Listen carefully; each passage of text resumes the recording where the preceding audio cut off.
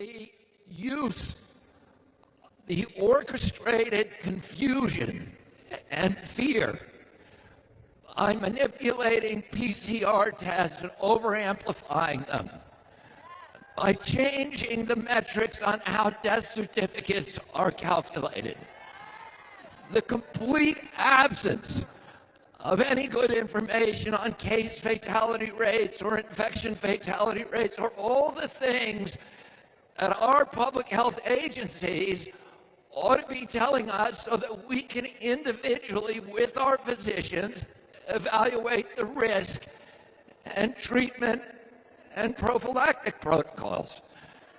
We weren't given any of that information. The information that we were given was badly, badly manipulated. And so now we're left saying, what really happened? We weren't told, for example, that there was a age stratified risk. That people who are over 70 are 1,000 times more at risk from COVID than those under 70, and that children have a statistically zero risk. We were manipulated, and the press was manipulated in telling us all that every American faced the same threat as elderly people. And that meant that we could not have a rational response that protected the vulnerable and protected people in our livelihoods, our culture, our political freedoms, our constitutional rights, and our values, which are all ultimately public health issues. Now, the one data point that in all of this confusion, the fog of war that they created and orchestrated to sow confusion, to sow fear, to make us compliant.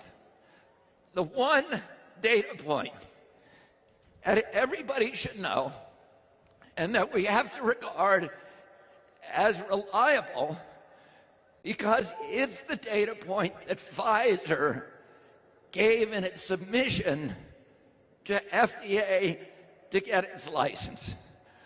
We know a lot about the Pfizer vaccine, more than any of the other vaccines, because the Pfizer vaccine is the only vaccine that has a license.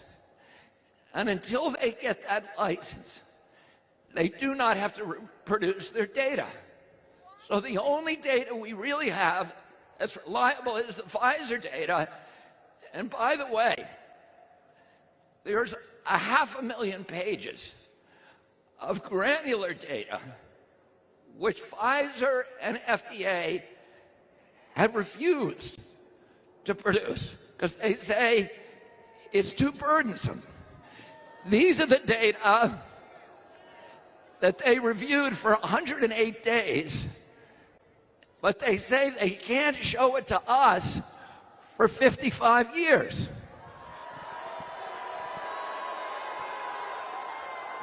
So they promised they were going to have, because they were rushing the process, they were going to have complete transparency. What they meant is they're going to have complete transparency in 55 years. Oh, we want it now. Oh.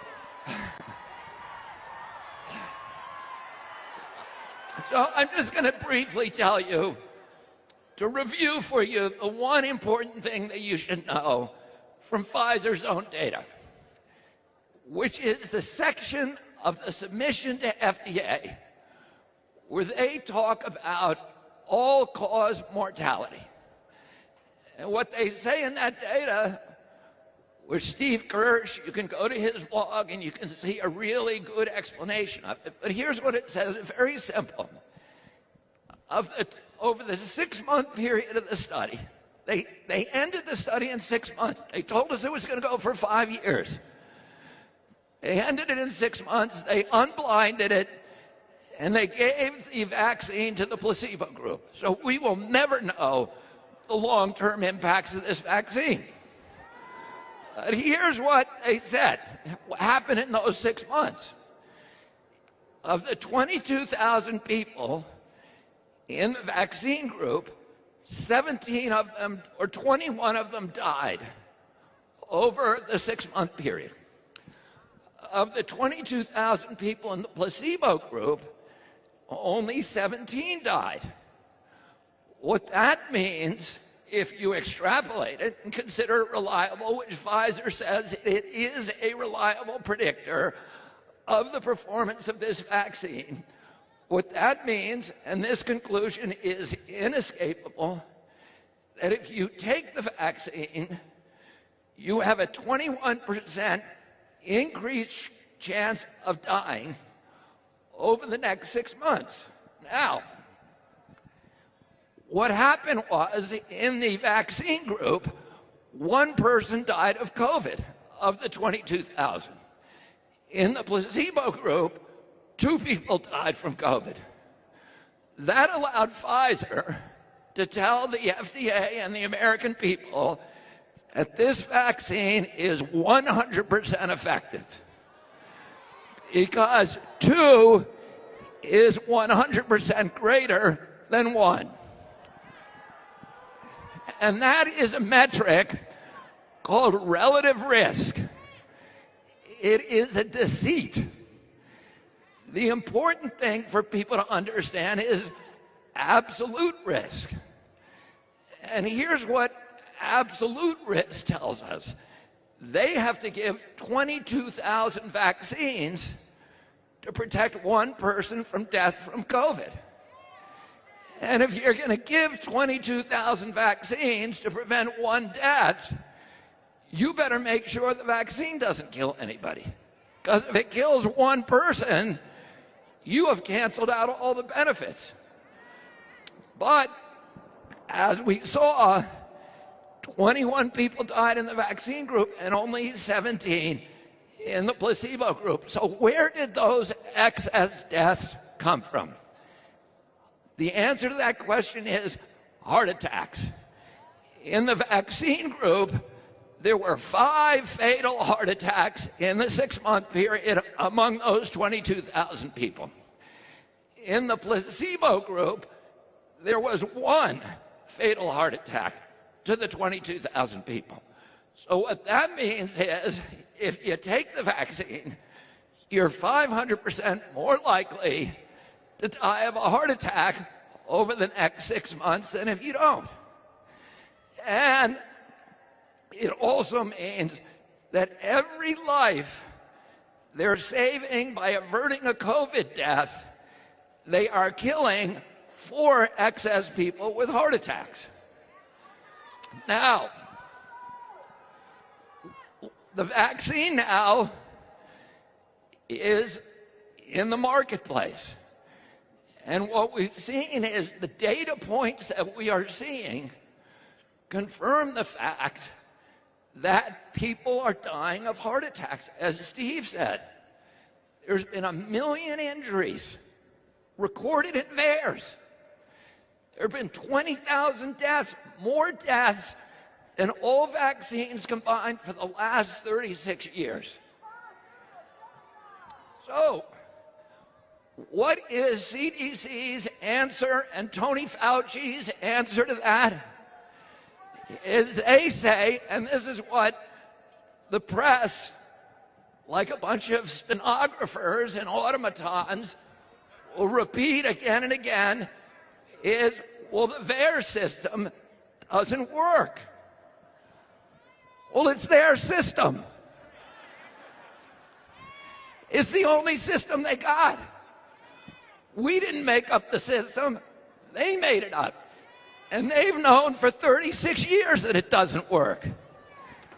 And that's their fallback position, is the system that we gave you to protect you from vaccine injury is so broken and so unreliable that it can't be used for any purpose. Well, the 1986 Act, Congress ordered HHS and the industry to create a working surveillance system that would allow us to be able to calculate and estimate accurately vaccine injuries and death. So for 36 years, they've been breaking the law. And in 2010, they finally said, oh, okay, we'll design a system that works, a surveillance system. So they created a machine counting system that captures about 90% of vaccine injuries and deaths. And the study, I'm going to quote you studies because I know this has never happened to you before because you've been listening to CNN and HHS. So you're not used to hearing about scientific studies, but science actually is determined by doing studies formally. Before we appointed one man to be the science.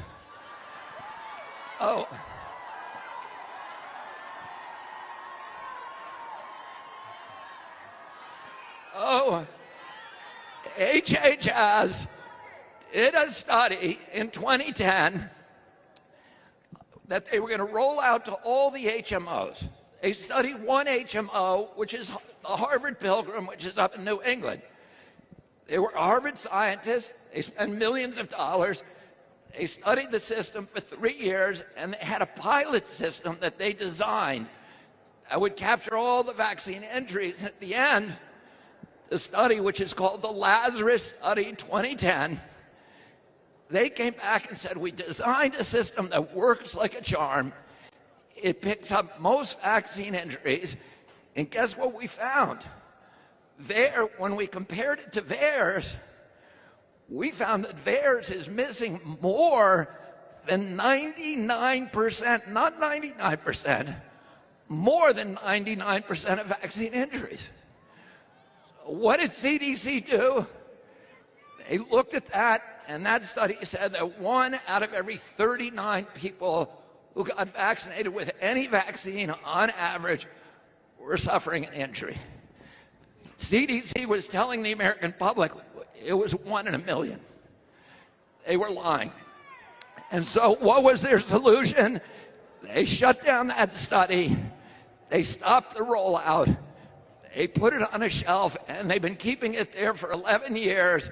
And now the system that they knew was broken 11 years ago, they knew only counted 1% of vaccine injury 11 years ago. Now they're telling you it is overestimating vaccine injuries. Those 20,000 people didn't really die of the vaccine. Those 100,000 people weren't really injured. Well, there are a lot of studies that show that VAERS doesn't work. I concede that. There's not one scientific study that shows that it overcounts vaccine injury. Every study shows it undercounts them by 50%, 80%, 90%, 99%. No, if somebody tells you from the press theirs can't be counted on because it overestimates vaccine injury, say, show me the study. They cannot. There is no study that does that. Now, I want to make my last point, was the point that brought us all to here. We are all from different political orientations, from different political parties, from different assumptions and backgrounds, from different races and creeds and colors. We are here for one reason. We love the United States of America.